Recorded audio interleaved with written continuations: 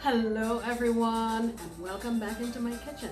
I'm so excited that you took the time to come and sit with me. Come on, let me show you what I'll be making. Alright guys, so today we're going to make cinnamon rum raisin Palmiers.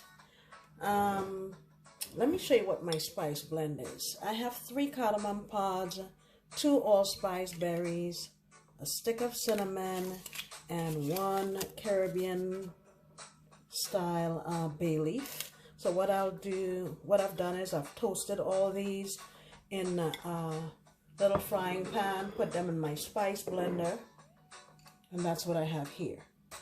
I also have a half a cup of, you can use brown sugar. I'm using brown sugar substitute just to cut the carbs down. And basically I'm just gonna mix all this together. I'll get that mixed up off camera. And I have here 1/3 of a cup of raisins that I've soaked in some dark rum. I'm gonna pour off the rum. You can pour it into your mouth if you want to. I'm gonna pour it off because I really don't want it to be going in there with all of the liquid. All right, I will be right back. Let me pour this off, mix this up, and I'll come back. All right, so I've sprinkled some of my sugar mixture here on a piece of parchment, and here is my sheet of puff pastry. I'm just gonna try to get it rolled out a little bit, not too much. I just want to make sure it's pretty even,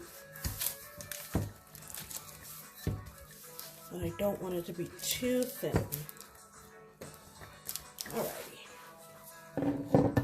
Now what I want to do is I just have a couple tablespoons of butter here. I don't think I'll use all of it, just a little bit, maybe a little more than a tablespoon. Get that on here. All right, so I've got that spread there, and basically you just want to sprinkle as much of this on here as you would like. Guys, this would be a really great thing to serve on Christmas morning. Imagine people getting out of bed and coming out to the smell of this deliciousness, and it's easy to do. You know, it's not something that takes a really long time or a lot of effort. And as you notice, I'm not going all the way to the end because I want to be able to seal this. Okie dokie. And we have extra. You can put this in a airtight container and have it to be used when you make French toast or whatever you feel like putting it on. Now I'm going in with my raisins.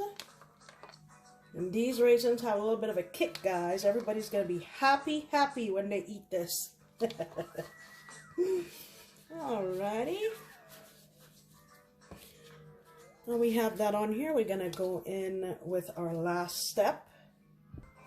Alright, so very simple. Now we're going to just roll this up, and what you want to do is roll half of it to the center, like I'm doing here. Then you want to flip this around and roll the other half to the center, like so. Very simple to do. And then you just bring them together like this. Try to get it pretty tight, as tight as you can, and that's one of the reasons why I chose to put them in,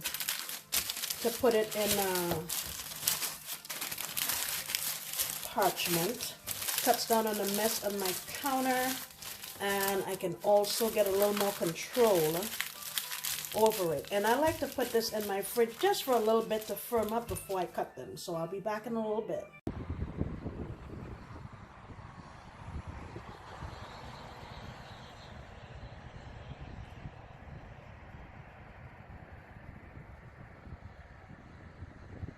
Alright guys, so this has been in my refrigerator for about 30 minutes, and I just went through and sliced them See, this will be a second batch because I don't know if I said it, but I'll be making this in my air fryer. So I'm going to do 2 batches. This is going to be my first batch. You want to space them out a little bit. I have my air fryer preheated for 5 minutes, and I'm going to cook these at 350. I would say for about 15 minutes. But what I'll do is, after about 7 minutes, I will try to see if I can handle it enough to flip it over so both sides get a bit of color. All right, I'll see you back. All right, guys, here is the finished product. Like I said, after 7 minutes, I flipped them over and did it for another 6. And this is what we have. Some sticky, gooey, flaky deliciousness that would be perfect for any breakfast. I'm serving this with a nice cup of coconut, I think it's called toasted coconut tea. Yep, toasted coconut tea.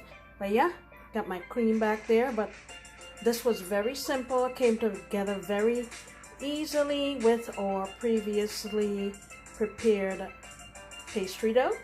So guys, I hope you try this for your family. Thank you so much for coming back into my kitchen. I sincerely appreciate you, and I hope you come back next time when I promise to make another delicious recipe. Bye.